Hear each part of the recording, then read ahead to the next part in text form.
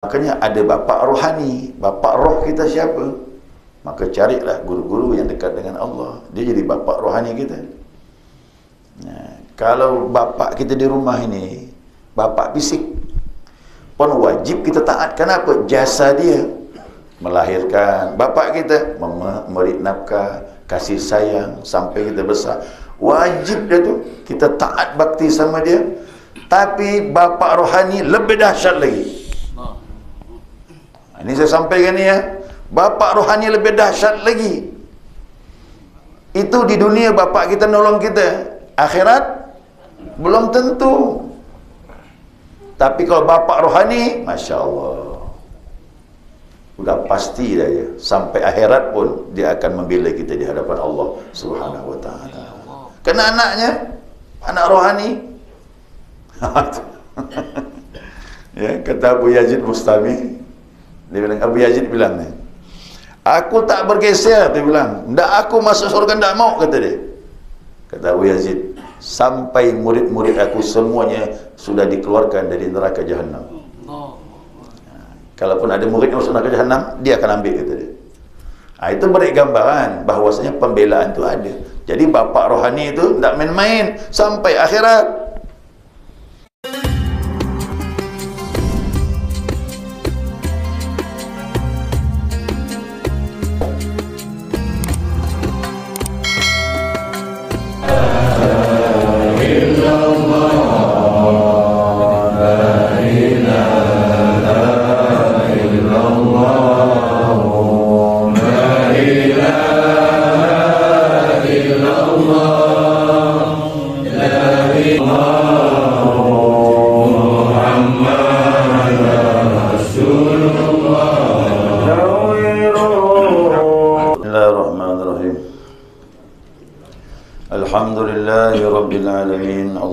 صل على نور الأنوار وسر الأسرار وترياك الأغيار ومفتاح باب اليسار سيدنا ومولانا محمد المختار وآله الأطهار وأصحاب الأخيار عدد نعم الله وإفضاله سبحانك لا علم لنا إلا ما علمتنا إنك أنت العليم الحكيم اللهم ذكرنا ما نسينا وعلمنا ما جهلنا ولا حول ولا قوة إلا بالله العلي العظيم قال المصنف رحمه الله تعالى ونفعنا بعلومه في الدارين أمين جماعة الصبح رحمكم الله السلام عليكم ورحمة الله وبركاته.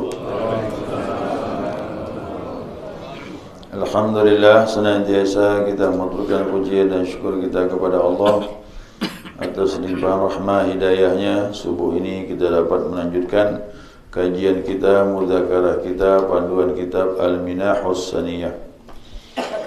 Pembahasan lanjutan berikutnya kemarin sudah dibaca, cuma belum dibahas. Nah, pengarang mengatakan wa aktsaru min dzikrillah ta'ala. Perbanyaklah zikir kepada Allah Subhanahu wa ta'ala. Fa inna bihi tanzilu rahmah. Nah, maka sesungguhnya dengan berzikir itu turun rahmah dari Allah Subhanahu wa ta'ala. Nah, jadi keberkahan orang berzikir itu, apalagi zikirnya berjamaah. Jadi zikir berjamaah ini besar fadilahnya. Ya, orang-orang yang tak paham saja zikir masing-masing, kata dia, dia tak mengerti. Jadi kekuatan zikir berjamaah itu saling menolong antara satu dengan yang lain. Kalau zikirnya zikir jahar, ya, kalau berjamaah itu ya zikirnya jahar, artinya suara dikeluarkan. Kalau berkumpul ramai-ramai zikir masing-masing, untuk apa berkumpul? Ya, untuk apa kita berkumpul kalau zikir masing-masing? Jadi rahmah itu turun karena berkumpulnya orang yang menyebut Allah Subhanahu wa ta'ala. Al-hadits Tabrani, ya, li hadits Tabrani, berdasarkan hadis riwayat Imam Tabrani. Nabi SAW bersabda, nah, kata Nabi, la yaqudu qaumun yadhkuruna Allah ta'ala. Nah, tidaklah duduk satu kaum. Kaum tu ramailah, bukan satu orang. Nah, berarti ramai-ramai. Kalau sebut kaum tu berarti ramai. Nah, tidaklah duduk satu kaum yadhkuruna Allah Ta'ala. Yadhkuruna, bentuk jamak, berarti ramai. Ini jadi alasan sudah. Secara bahasa jelas sudah. Berarti zikir dianjurkan berjamaah, bukan masing-masing. Tapi kalau mau masing-masing silakan, tak masalah. Kita tak menyalahkan orang zikir berjamaah, apalagi zikir sendirian. Tapi kalau ingin berjamaah pun jangan dilarang dan jangan mengkritik. Kenapa? Hadisnya ada. Kerana kita kan pakai dalil. Nah, ini dalil dari Nabi SAW. Nah, kata Nabi, tidak duduk satu kaum yadhkuruna Allah Ta'ala, mereka yang berkumpul itu berzikir kepada Allah, illa khaffat alaihumul malaikatu, melainkan dihamparkan sayap malaikat. Ya kan? Berarti orang berzikir itu dihamparkan, malaikat menghentangkan sayap-sayap mereka. Jadi kalau kita duduk begini, tempat begini ini, dah malaikat ramai ini. Cuma kita tak lihat.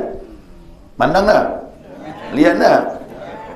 Tapi kita harus percaya kerana ucapan Nabi SAW.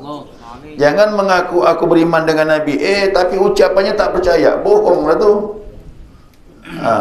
Kita mengaku beriman dengan Nabi semuanya. Makanya itibak kepada Nabi 3. Apa tu? Qauliyah, ucapan Nabi. Yang kedua fi'liyah, perbuatan Nabi. Yang ketiga takririyah. Takririyah tu artinya sahabat berbuat, Nabi dia, berarti boleh. Itu. Kalau dia salah, Nabi tegur. Tapi ternyata Nabi diam. Sahabat buat, Nabi tak buat. Ya, Nabi tak buat tapi sahabat buat. Diam Nabi, berarti menunjukkan boleh. Jadi hukum itu, mohon maaf ni, hukum itu bukan hanya perbuatan Nabi. Jangan gampang kita katakan tak boleh, sebab Nabi tak buat.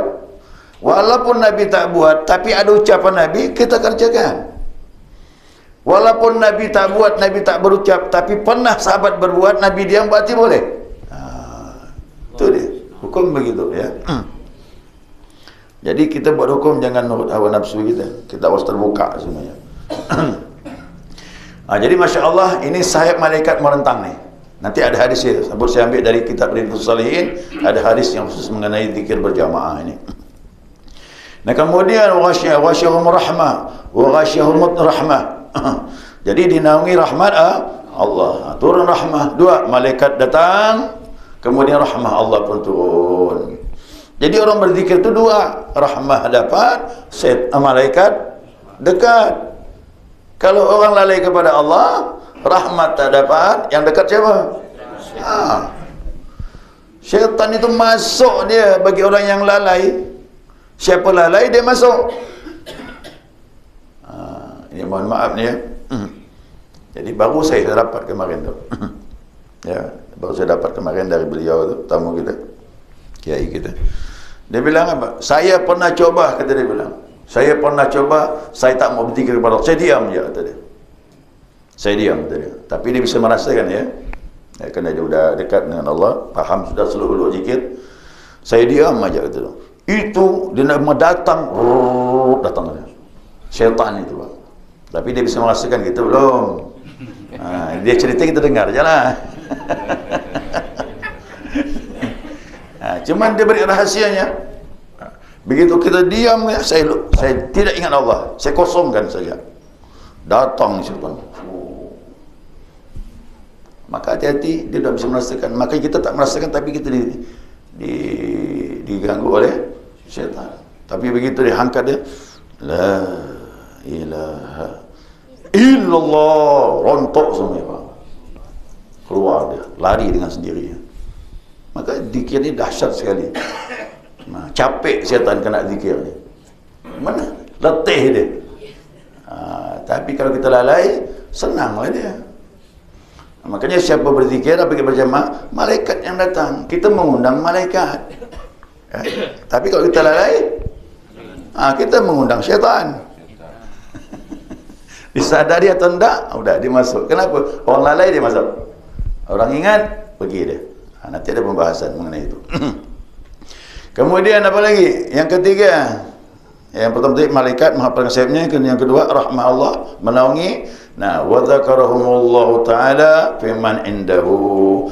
Allah Subhanahu wa taala menyebut-nyebut tentang orang berzikir di sisinya. Di sisi siapa? Di sisi malaikat. Allah bilang sama malaikat, "Oh, hamba-Ku dah. Ingat Aku," kata Allah. Jadi jamaah ini disebut-sebut oleh Allah yang sedang berzikir. Kenal ke dia? Kenal lah. Kita ni hambanya. Takkan tak kenal pula. Dia yang menciptakan kita. Berapa subuh ini di masjid jamaah ni? Tahu dia. Ini rukun iman. Allah melihat dan mendengar. Allah tahu berapa jumlah di masjid jamaah subuh ini. Apa dibuatnya tahu semua. Ini makanya nanti lambat tahun membangkitkan keimanan kita, merasakan bahawa itu ada pandangan itu, pengetahuannya, penglihatannya, pendengarannya. Kita tak bisa luput daripada itu semuanya.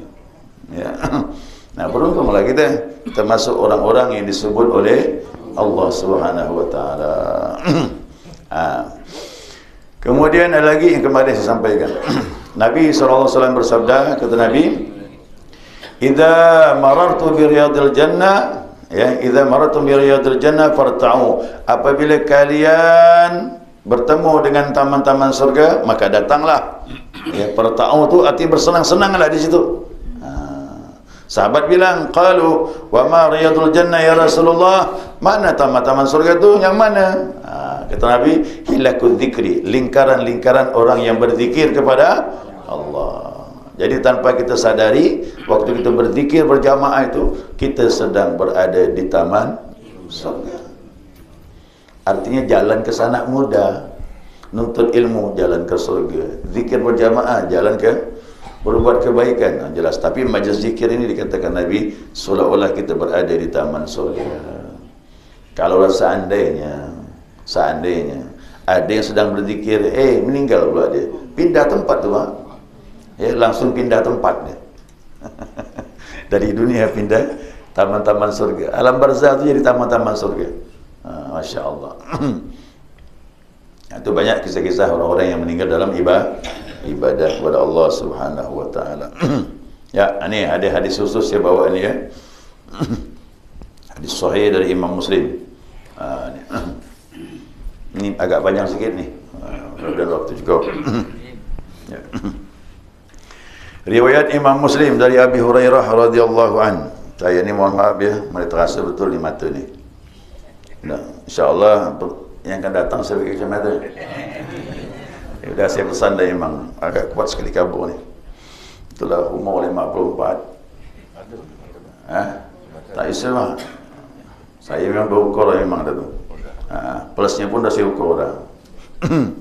Tu mata dah kabur, badan udah putih, gigi sebagian dah gugur.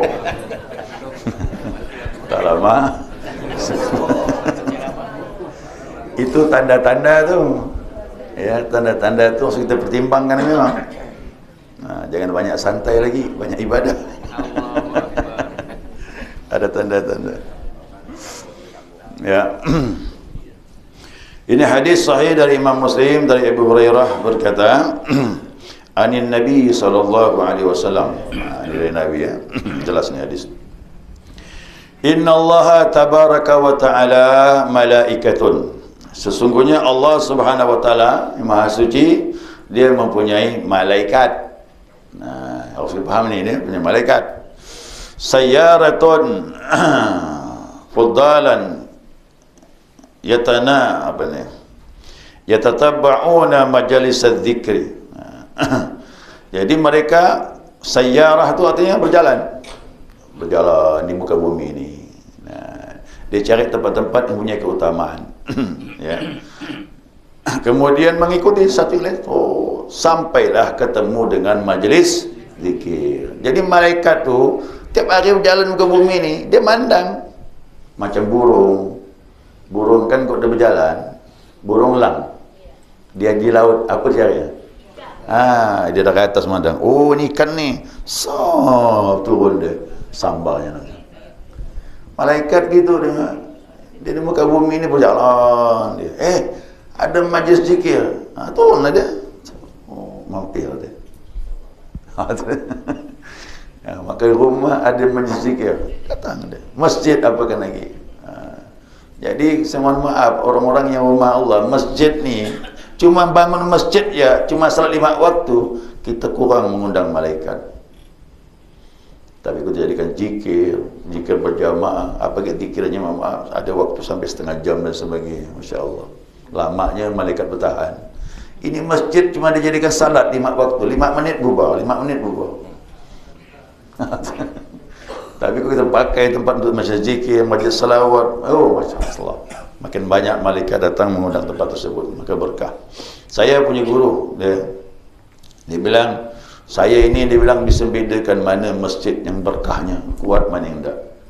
Benar, dia bilang. Makanya masjid pun ada rasa, Pak. Orang mukmin masjid pun ada rasa dia. Mana masjid yang bawa berkah, kata rasa betah, kata enak, kata dia. Bangunnya pun hati-hati, aku dapat duit tu rezekinya halal lah. Ya, kau dapat dia halal, kau bisa. Kau bawa duit haram datang untuk bangun WC ya, boleh Pak. Jadi kau umpamanya saya ni ada orang nyumbang ni Pak, bandar narkoba nyumbang banyak pula tu. Jadi pengurus masjid terima, ditolak, tersinggung, nanti dia terima. Telepon saya, Ustaz, ini ada bandar narkoba ni, kata dia. Apa yang nyumbang ni masjid?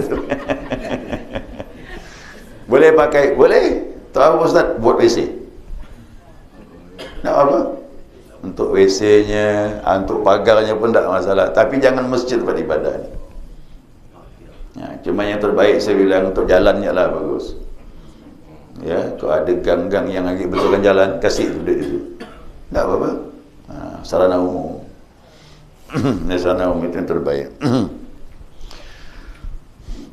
Nah, kemudian dia sampai majlis zikir, mampirlah para malaikat tadi. Nah, fa idza wajadu majlisan fihi zikrun. Apabila mereka telah sampai menemukan majlis zikir tersebut, nah, dia bilang apa? Qa'adu ma'ahum. Maka dia pun duduklah bersama mereka. Duduklah malaikat. Bapak Ibu sekalian, kalau dibukakan mata hati kita ni, ini malaikat ramai di sini. Duduklah dia. Duduk. Kemudian wa khafa ba'duhum ba'dan, maka dia menaungi satu dengan sebagainya lain, bi ajnatihim, dengan sayap mereka, hatta yamla'u ma bainahum wa bainas sama, sehingga memenuhi antara dia terus sampai ke langit. Jadi malaikat ni begini, dia datang bukan kumpul begini, enggak, tapi dia bersusun ke atas, Pak, sampai ke langit. Kenapa enggak mengampar? Cukup satu je. Ini Nabi beritahu dulu waktu Jibril datang kepada Rasulullah SAW di Gua Hira itu. Apa kata Nabi? Itu Jibril, bentuk aslinya kata Nabi, kalau sayapnya direntangkannya, tertutup kota Mekah.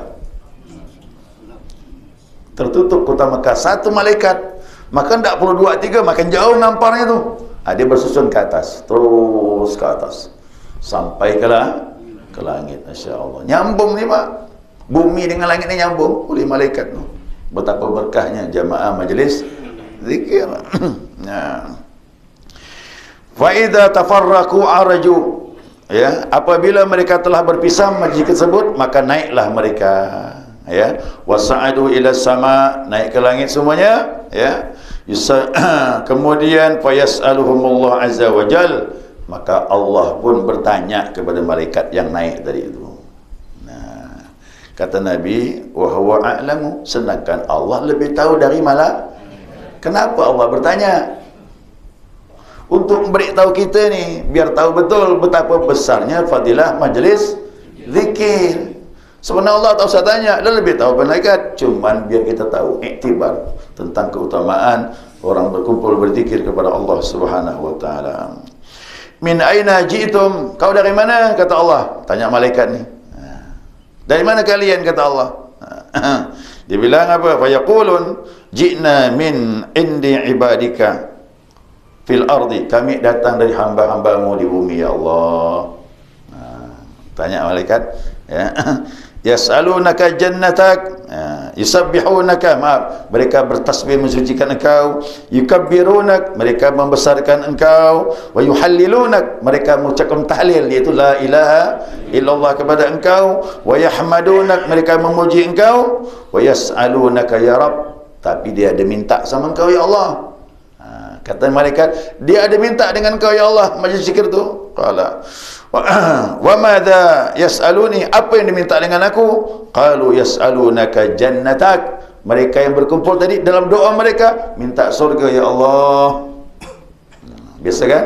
Minta surga. Qala wa hal ra'au jannati, apakah dia dah lihat surga aku belum? Dia minta, dah lihat belum?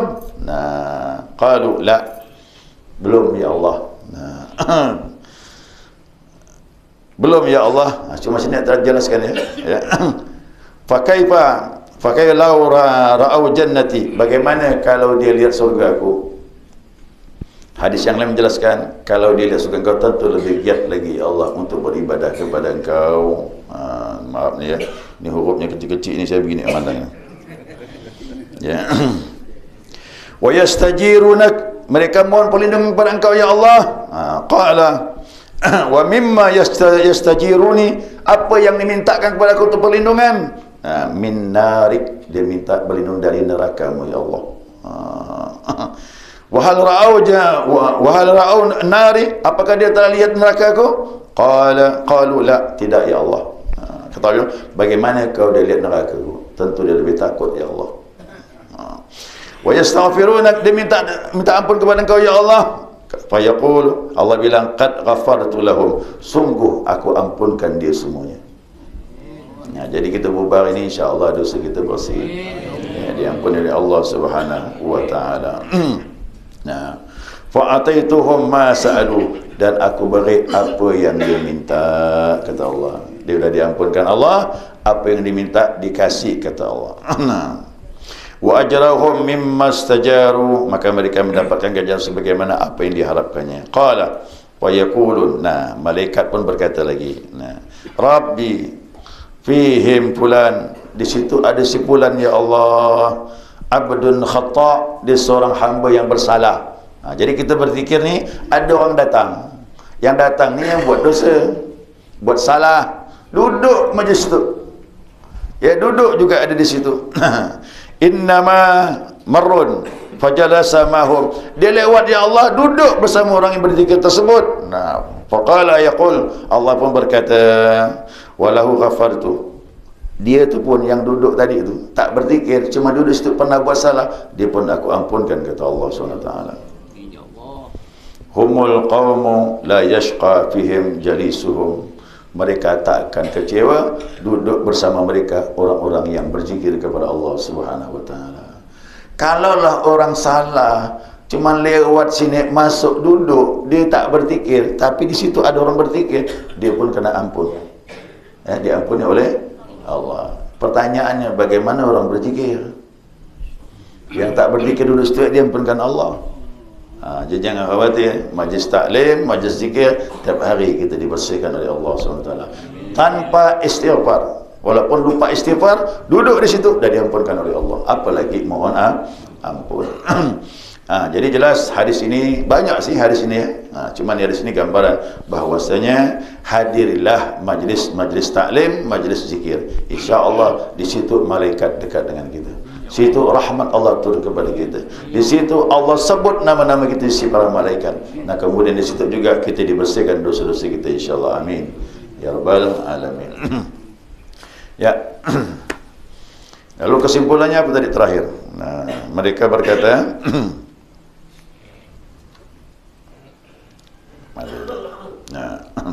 wa qalu, mereka berkata, para sufi, ya awalu ma tanziru rahmah ala majalis dzikri. Jadi yang jelas dia bilang pertama kali turun rahmat majlis zikir. Itu pertama kali kata para mereka. Karena mereka sudah memahami dan mereka bisa merasakan kehadiran para malaikat. Nah, semoga kita senantiasa bersama malaikat. Orang bersama malaikat itu senantiasa buat baik. Ya, ada 4 macam kemarin saya sebutkan. lintasan hati itu suruh berbuat baik, itu malaikat. Kalau continue berbuat baik, dari Allah. Lintasan hati datang suruh buat jahat, dari syaitan. Tapi disuruh buat jahat terus, berarti dari hawa nafsu. Sekitar cukup, mudah-mudahan dapat dipahami. Ada pertanyaan jemaah, silakan. Kemudian juga ada kelompok-kelompok masyarakat ataupun ya kita ada kelompok habaib itu biasanya banyak majelis selawat, khatib dan lain sebagainya. Yang kita pernah dapat, tentu kan kita tidak mau tinggalkan. Misalnya habis maghrib sampai isya itu kan kita belum biasa baca ratib hadar itu kan panjang Ustaz. Walaupun isinya juga ada zikir la ilaha illallah. Nah afdal zikr fa'lamnahu la ilaha illallah. Itu saya mohon pencerahan. Jadi kalau untuk kesepahaman kita itu memang untuk melaksanakan 5 waktu 165 itu dengan kita masih profesi masih cari dunia juga nafkah agak repot. Jadi mohon Ustaz pencerahan mensiasatinya gimana supaya sama-sama jalan. Mak dari guru mempersedia silsilahnya nyambung sampai kepada Nabi SAW, itu amalan yang paling mahal. Apapun ya, apapun wiridnya, wirid ke zikir-zikir tariqah. Makanya kita sudah belajar tariqah ni, semua kita anggap sama tariqah itu, selama dia nyambung dari gurunya. Tapi gurunya arif billah. Tahu arif billah? Al-arif billah itu berarti berguru ni ma'rifatullah, udah kenal kepada. Nah, amalan dari guru yang ma'rifatullah, jangankan wirid-wirid, bismillah aja disuruh amalkan, itu mahal. Ya. Lain dengan kita ngambil dari buku. Ngambil dari buku ni, maaf, rohani kita tak nyambung kena pakai buku. Tapi kok dari guru, roh kita nyambung ke guru terus sampai kepada Nabi SAW. Maka semuanya amalan zikir apapun, tariqah apapun, amalan apapun, kalau kita ngambil dari guru, yang guru tadi waliullah, terus sampai kepada Nabi, itu mahal. Ya, mahal. Nah, makanya banyak saya lihat itu orang-orang kadang-kadang diberi amalan tu nama-nama Allah, ya Alim, ya Khabir, ya Sami'u, ya Basir. Itu diamalkan. Kena ada masalah dia dikasih sama guru. Sukses, Pak. Dikasih guru tu cuma 4 nama Allah, ya kau amalkan ini. Selesai masalah itu. Jadi kalau ada guru beri amalan, amalkan. Cuma ingat, kita kalau banyak-banyak tak mampu juga. Kita pilihlah salah satu. Mana kita mampu banyak amalan. Makanya kita ambil yang mana yang abdal, yang jelas gurunya seorang awliya, silsilahnya nyambung kepada Nabi, itu saya anggap paling bagus amalan. Ya, apapun, gitu kan, salawat dan sebagainya, kau dapat dari seorang guru, itu berkah. Nah, makanya banyak orang mengatakan perlu ke guru. Perlu. Amalan dari guru yang dekat sama Allah itu bagi saya mutiara. Ya, mutiara. Seperti ada untuk mandi ni, orang sakit. Padahal ini sering kita baca ni, Rabbi anzilni munzalan mubarakan wa anta khairun munzilin. Ada orang tu nakal anaknya. Anak saya ni Pak Ustaz, kata dia bilang. Susah, kata dia. Banyak masalah, kata dia. Kata guru tu bilang, ini baca Rabbi anzilni munzalan mubarakan wa khairun munzilin, kasih dalam ember. Suruh dia mandi. Marah dia, Pak Ustaz, kau dah tahu kita baik macam-macam. Kata guru tu bilang, kata mursyid tu bilang, kau baca dalam air, masukkan ke bak mandi, nanti dia mandi situ. Tapi kita mandi kat Ustaz, tak apa-apa. Dia pun bisa merasakan mandi. Padahal cuma kalimat itu. Ini kalimat kita hafal sudah. Kena dari kita, kualitasnya tak tinggi. Tapi kalau dari guru yang ma'rifatullah, jadi kuat amalan tu. Kena orang yang berijazah tu, Mak. Padahal singkat je tu, sikit. Ini doa hari-hari kita amalkan. Tapi kena dari guru, amalan kecil pun berkahnya lain. Jadi kalau kita ambil zikir dari kebanyakan, boleh, nak masalah. Tapi kalau dari seorang guru yang mengenal kepada Allah, tentu dia lebih abdal. Apa saja ya, amalan wirid apapun dan sebagainya, kau ambil dari guru yang mengenal Allah, itu berkah. Ya, berkah. Cuman kita pilih-pilih lah, jangan banyak-banyak. Nanti tak ada waktu nanti untuk yang lain. Begini, satu, kita ni harus ada bapak rohani. Bapa rohani berapa orang? Harus satu dia. Sebagaimana bapa kita di dunia. Ada bapa kita dua? Satu je. Kau ibu ialah. Bisa je ibu tu kan seorang lelaki, isteri dua, tiga. Tapi tetap bapa satu. Makanya ada bapa rohani. Bapa roh kita siapa? Maka carilah guru-guru yang dekat dengan Allah. Dia jadi bapa rohani kita. Nah, kalau bapa kita di rumah ini bapa fisik pun wajib kita taat. Kenapa? Jasa dia melahirkan bapa kita, memberi nafkah, kasih sayang sampai kita besar. Wajib dia tu kita taat bakti sama dia. Tapi bapa rohani lebih dahsyat lagi. Ini saya sampaikan ni ya. Bapa rohani lebih dahsyat lagi. Itu di dunia bapa kita nolong kita. Akhirat belum tentu. Tapi kalau bapa rohani, Masya Allah, udah pasti dah ya. Sampai akhirat pun dia akan membela kita di hadapan Allah Subhanahu wa ta'ala. Kena anaknya, anak rohani. Ya, kata Abu Yazid Bustami, dia bilang, Abu Yazid bilang ni, aku tak bergeser, dia bilang, ndak aku masuk surga ndak mau, kata dia.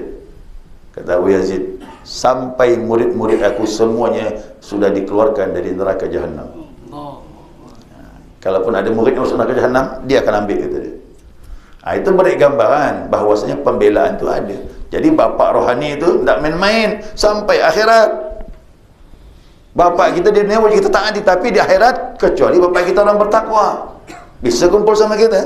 Tapi kalau bapa rohani, oh diambilnya kita ni. Jadi jangan main-main ya. Makanya dalam ilmu ini ada bapa roh kita. Ya, nanti maaf sampai kita meninggal pun dia datang juga. Ya, kita meninggal datang dia. Walau dah meninggal, dia meninggal duluan, kita mau meninggal. Oh, dia besuk kita dulu. Besuk kita dulu. Ini yang kawan pilihkan, malaikat datang. Tak, guru pun datang. Nah, dalam kitab Al-Hikam tu ada syarahnya seperti begini. Pernah dengar cerita seorang raja namanya Umar bin Abdul Aziz. Itu raja Bani Umayyah yang terakhir, yang adil luar biasa. Dia dari kecil hafal Quran, hadis, dia lah yang mengumpulkan hadis dia tu. Zaman Umar bin Abdul Aziz sudah mengumpulkan hadis Nabi SAW. Ya, kealimannya. Jadi saya tanya dengan guru, ternyata dia seorang sufi dia. Seorang raja yang adil. Apa yang terjadi Pak? Dia waktu jadi raja. Orang masuk, orang pergi ke negeri Baghdad itu, bingung orang. Tempat dia berkuasa ni. Anjing, serigala bisa akur dengan kambing. Macam mana tu Bang? Serigala, kau nengok kambing, oh ini santapan. Tapi zaman itu bisa jalan sama-sama. Lalu orang bertanya, ya Amirul Mukminin, kata, apa kau buat ni sampai bisa akur ni serigala dengan kambing? Dia bilang, cuma satu je, Allah perintahkan, aku kerjakan. Yang dilarang aku jauhi. Maka negerinya baldatun thayyibatun wa rabbun ghafur. Dapat ridha Allah Subhanahu wa taala. Yang hebatnya lagi, dia seorang raja, dikipaskan gini. Kipas begini. Raja duduk kan pakai kipas. Mana ada kipas angin? Dulu, zaman dulu. Kan dia kipas lah gini. Akhirnya tertidurlah dia ni. Dia kan raja, tertidur. Hilang angin. Tak berhembus lagi angin ni Pak. Ternyata yang kipas pun tidur Pak. Dia ambil kipas tu, dia pula ngipaskannya. Dia ngipaskan juga. Itu sufi gitu, tak sombong dia. Raja tu sufi kan. Kipaskan. Akhirnya ialah namanya pembantu, tak pernah dikipaskan orang. Terkejutlah, dia pun terbangun. Siapa yang ngipaskan aku ni? Malunya dia. Wahai tuanku, janganlah buat begini, malu. Tak masalah, aku pun tahu juga perasaan kau pengen juga seperti ini. Gitu. Dikipaskan. Itu Pak Sufi. Bagaimana kisah wafatnya dia? Masya Allah. Hampir seluruh wali Allah malam itu bermimpi Nabi Muhammad SAW. Ya, hampir semua wali Allah di Baghdad tu mimpi Nabi SAW. Lalu dalam mimpi itu dia melihat rombongan Rasulullah. Ini tidak main-main ni Pak. Rasulullah bersama 124.000 Nabi. Di situ ada 4 khalifah, Abu Bakar, Umar, Utsman dan Ali. Dan sahabat yang lain, dan wali-wali Allah. Dia heran, kok manusia bisa ramai macam ini? Nah, ditanyalah dia dalam rombongan tadi. Kalian ni mau kemana, rombongan ni begitu ramai? Kami akan menjemput Umar bin Abdul Aziz. Malam itu juga dia meninggal, Pak. Jadi kok wali-wali tingkat tinggi itu, Pak, Nabi yang jemput. Jadi tidak tanggung-tanggung. Kok kita ni tosa lah, tak mungkin kan. Paling tak guru kita lah jemput. Ngukur-ngukur diri lah kita ni siapa, kita nak jemput Nabi. Paling tidak guru kita ni bisa menjemput tatkala kita menghadapi sakaratul maut, insya-Allah. Ini mohon maaf ini ya, ini bukan dongeng, ini kitab-kitab yang berbicara tu. Ya. Nah, jadi semakin dekat orang sama Allah, dia ada syafaat untuk kita itu. Ya, ada syafaat. Ya, sekadar cukup. Belum. Ini kita. Musim. Ya, ini bapak rohani kita. Nah, bapak roh kita di rumah, bapak jasad, bapak jasmani. Bapak rohani guru. Kerana dia membimbing roh kita. Dia membimbing. Mohon maaf ini, kita tanpa disadari, begitu kita ngambil amalan dia, roh kita sudah dibimbing oleh dia. Ya, disadari atau tidak, sudah terbimbing. Nanti kalau kita maksimal membersihkan diri, bersungguh-sungguh, terbuka mata hati, kita akan rasakan kehadiran dia. Terasakan kehadiran dia. Makanya kita ni ilmunya luar biasa, ilmu ini. Ya. Maka jangan sepelekan bapa rohani kita. Cari guru-guru yang mengenal kepada Allah Subhanahu wa taala. Ya. Ya, sekali itu. Ya, subhanakallahumma wa bihamdika asyhadu an la ilaha illa anta astaghfiruka wa atubu ilaik. Allahumma shalli ala Muhammad.